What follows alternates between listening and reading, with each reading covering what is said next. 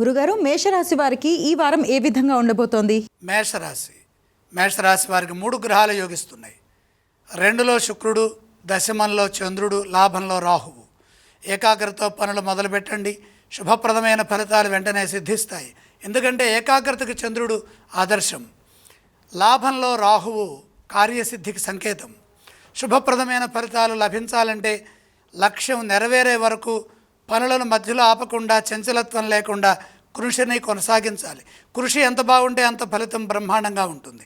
పట్టుదలతో బాధ్యతాయుతంగా పనిచేయడం ద్వారా విజయం లభిస్తుందని గమనించండి. ఆర్థిక విషయాలు అనుకూలంగా ఉన్నాయి. సాహసోపేతమైన నిర్ణయాలు ధర్మబద్ధంగా మేలు చేస్తాయి. ధనధాన్యాది లాభాలు కలుగుతాయి. ఉద్యోగంలో కలిసికట్టుగా పనిచేయాలి. నలుగురిని కలుపుకుపోవాలి. విశ్వాసంతో ముందుకు సాగాలి. ఎట్టి పరిస్థితుల్లో నిరుత్సాహం చెందవద్దు. ఎవరి మాటలో మనసుకు తీసుకోవద్దు. ఒత్తిడి పెరగకుండా ఉండటం కోసమే సకాలంలో బాధ్యతలని పూర్తి చేయండి. ఇదే విధంగా వ్యాపారంలో కూడా ముందుకు సాగండి. వ్యాపారంలో సొంత ప్రయత్నాలు ఏవి ఈ సమయంలో చేయవద్దు.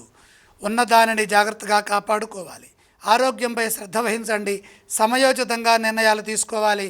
కలహాలకు అవకాశం ఉన్నది కాబట్టి సున్నితంగా, సౌమ్యంగా సంభాషించండి. వారం చివరి భాగంలో మేలు జరుగుతుంది. ఏ స్తోత్రాన్ని పఠించాలి? లక్ష్మీ నారాయణుల్ని స్మరించడం ద్వారా, దర్శించడం ద్వారా ఉత్తమ ఫలితాలు సిద్ధిస్తాయి. ఈ రాశి వారు ఏ ఆలయాలను సందర్శిస్తే శుభ ఫలితాలు కలుగుతాయి?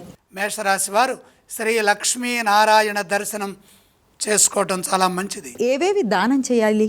బుధ ప్రీతిగా పెసలు దానం చేయండి.